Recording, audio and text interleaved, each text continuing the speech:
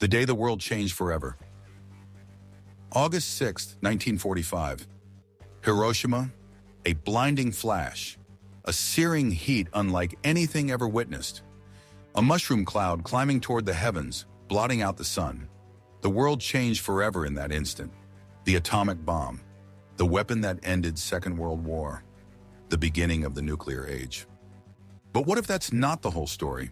What if that meticulously crafted narrative, the one we've been taught for decades, is just a carefully constructed facade? What if beneath the surface of necessity and saving lives lies a far more complex and perhaps far more disturbing truth? The popular narrative tells us the atomic bombs were dropped to force Japan's unconditional surrender, to prevent a costly invasion that would claim millions of lives on both sides. A necessary evil to end a devastating war, a righteous act of a nation weary of conflict. But was it truly necessary? Japan was already on its knees. Its cities were firebombed, its navy crippled, its resources depleted. Intercepted communications revealed the Japanese were desperately seeking a way to negotiate peace, even before the bombs fell. So why two bombs? Why Hiroshima, a city with minimal military significance? And why Nagasaki, just 3 days later, before Japan had even begun to comprehend the scale of the first attack? The official story doesn't quite add up. It conveniently overlooks a critical piece of the puzzle, a piece that shifts the entire narrative from one of reluctant necessity to one of cold, calculated strategy. A piece that takes us from the smoldering ruins of Japan to the burgeoning power struggle in a war-torn Europe. Today, we're tearing up the textbook answers. We're delving into the declassified documents, the whispered conversations in smoke-filled rooms, the strategic chess moves played on a global scale. We're going to explore the real reasons behind the atomic bombings, a story that involves spies, Cold War machinations, and a scientific gamble that could have ended humanity. Was it a desperate measure to end a war? Or a brutal display of power meant for an entirely different audience? A message etched in fire and radioactive fallout, not for the Emperor of Japan, but for Joseph Stalin, the rising titan of the Soviet Union. The answer, as you'll soon discover, is far more complicated and far more chilling than you might think. It's a story of political maneuvering, scientific hubris, and a moral paradox that continues to haunt us to this day. A story that challenges everything you thought you knew about the end of the Second World War. Part 1. The official story. Saving lives or spinning myths? The story we've been told, the one etched in our history books, goes something like this. World War II, a global conflict of unprecedented scale and savagery, was drawing to a close. Japan, though battered and bruised, refused to surrender unconditionally. Faced with the prospect of a bloody invasion of the Japanese home islands, President Harry Truman made the agonizing decision to unleash the atomic bomb. A horrific act, yes, but one deemed necessary to save millions of lives, American and Japanese, and bring the war to a swift end.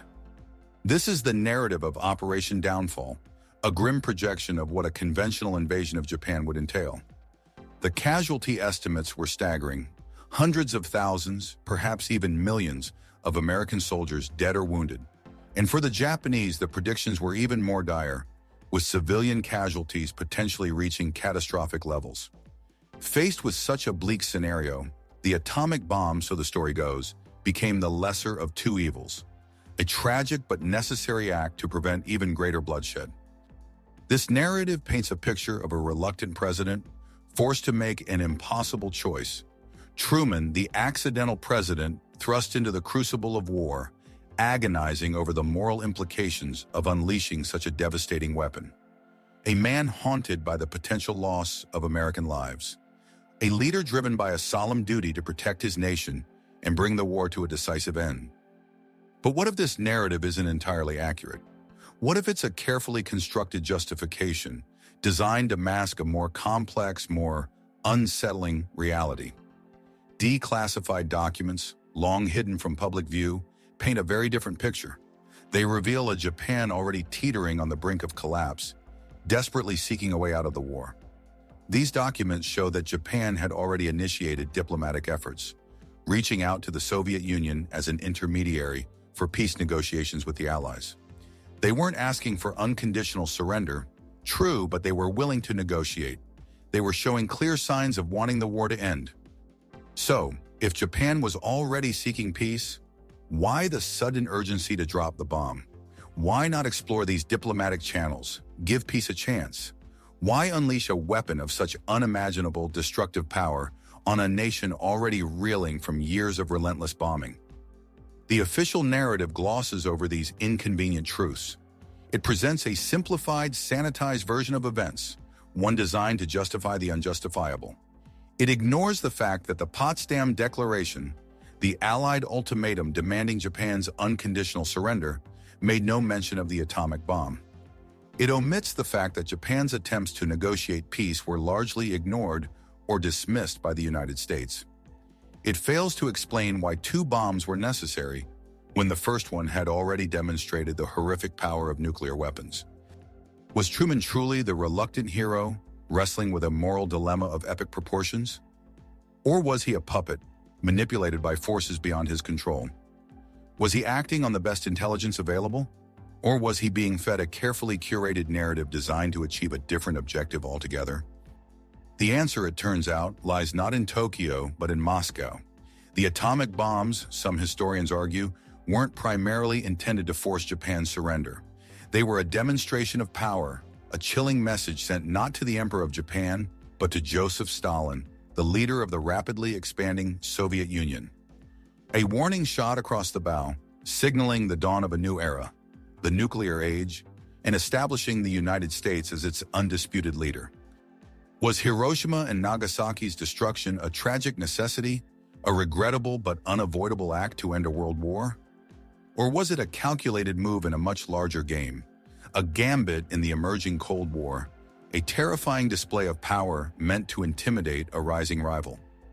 The real story, as we'll explore in the next section, is far more intricate and far more disturbing than the one we've been led to believe. It's a story of geopolitical maneuvering, of a world on the brink of a new kind of conflict, a conflict with the potential to extinguish all life on Earth. It's a story that forces us to confront uncomfortable questions about power, morality, and the lies we tell ourselves to justify the unthinkable. Part 2. The Soviet Factor. A bomb for Stalin, not Japan. The year is 1945. The Allied victory in Europe is imminent, but the seeds of a new conflict are already being sown. At the Yalta Conference, the Big Three, Roosevelt, Churchill, and Stalin, met to carve up the post-war world. Agreements were made, spheres of influence delineated, but beneath the veneer of cooperation, suspicion and mistrust simmered. The uneasy alliance forged in the fires of war was beginning to fracture. The Soviet Union, having borne the brunt of the Nazi onslaught, emerged from the war a superpower. Its armies, battle-hardened and victorious, occupied vast swaths of Eastern Europe. Stalin, the iron-fisted dictator, showed no signs of relinquishing his grip on these newly acquired territories. The Western Allies, while wary of Soviet expansionism, were exhausted and eager to demobilize. The balance of power, so delicately poised, was shifting rapidly. Enter James F. Burns, Truman's newly appointed Secretary of State. A shrewd political operator, Burns believed the atomic bomb was more than just a weapon. It was a potent political tool, a tool that could be used to reshape the post-war world order and contain Soviet ambitions. His words, chilling in their candor, reveal the true intent behind the atomic bombings. The bomb might make Russia more manageable in Europe. This quote, often overlooked in conventional historical narratives, exposes a hidden agenda. The atomic bombs, it suggests, were not solely aimed at ending the war with Japan. They were also, perhaps primarily, a demonstration of American military might intended for a different audience, Joseph Stalin. A signal that the United States possessed a weapon of unprecedented destructive power, a weapon that could reshape the geopolitical landscape in an instant. Consider the timing. The Potsdam Conference, where Truman informed Stalin of the successful atomic test, took place just weeks before the bombings of Hiroshima and Nagasaki. Was this a mere coincidence? Or was it a deliberate strategy, a carefully orchestrated display of power designed to intimidate the Soviet leader and curb his expansionist ambitions? Imagine this. Hiroshima wasn't Japan's death sentence. It was Stalin's first Cold War warning, a stark reminder of American military supremacy, delivered in the most terrifying way imaginable. The mushroom cloud over Hiroshima wasn't just a symbol of the end of World War II. It was the ominous prelude to a new global conflict, a conflict fought in the shadows, a conflict with the potential to annihilate civilization. The atomic bombings, viewed through this lens, take on a new and disturbing significance. They become less about ending the war with Japan and more about establishing a new world order, an order dominated by American power. They mark not just the end of one war, but the beginning of another, a Cold War fought with the terrifying specter of nuclear annihilation looming over humanity. Part 3. The bomb's legacy. A web of motives, alternate histories, and uncomfortable truths. The atomic bombings of Hiroshima and Nagasaki were more than just the dramatic end of a world war. They were the catalyst for a new era, one defined by the terrifying power of the atom, the rise of a powerful military-industrial complex, and a global chess game played with the very survival of humanity at stake. The bombs didn't just end WWII, they kick-started an era of nuclear arms races, lucrative contracts, and a relentless pursuit of global dominance. Follow the money. Corporations that built the bomb saw their profits triple by 1950. Coincidence? Hardly. The atomic bomb wasn't just a weapon, it was a product, the first in a long and lucrative line of increasingly sophisticated and destructive instruments of war. The bombings ushered in a new era of military spending, a seemingly endless flow of taxpayer dollars into the coffers of defense contractors and research institutions. President Eisenhower, a five-star general who had witnessed the devastating power of war firsthand, recognized the dangers of this burgeoning military-industrial complex.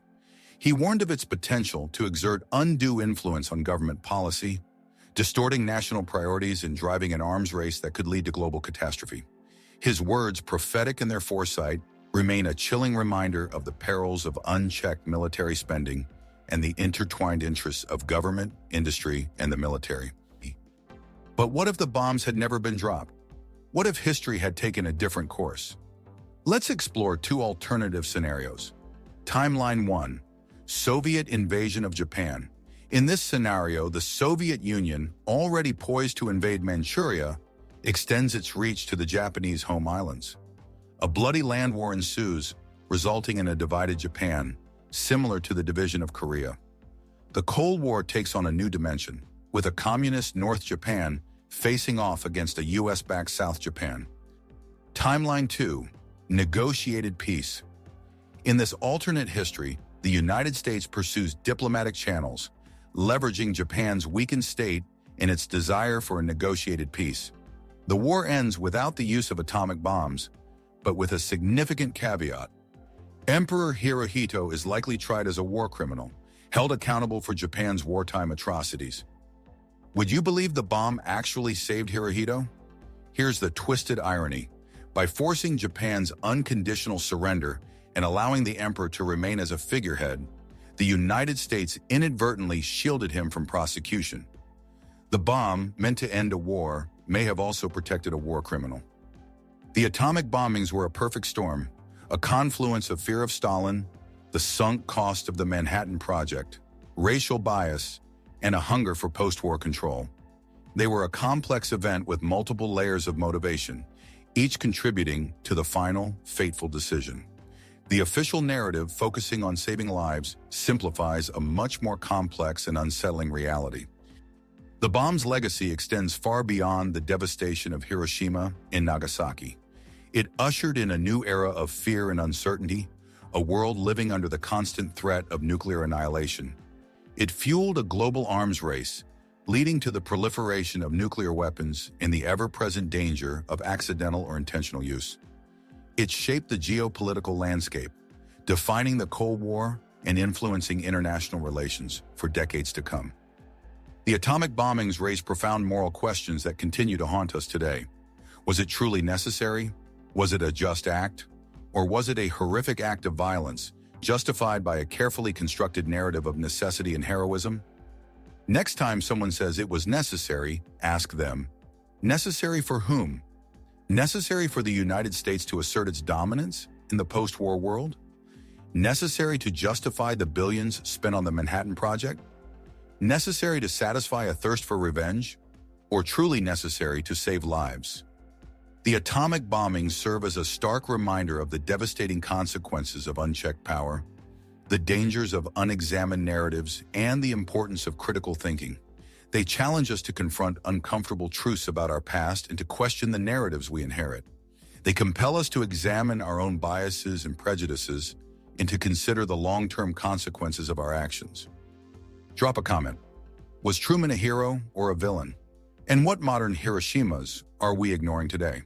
What moral compromises are we making in the name of national security, economic interests, or political expediency? What lessons can we learn from the atomic bombings to prevent future catastrophes?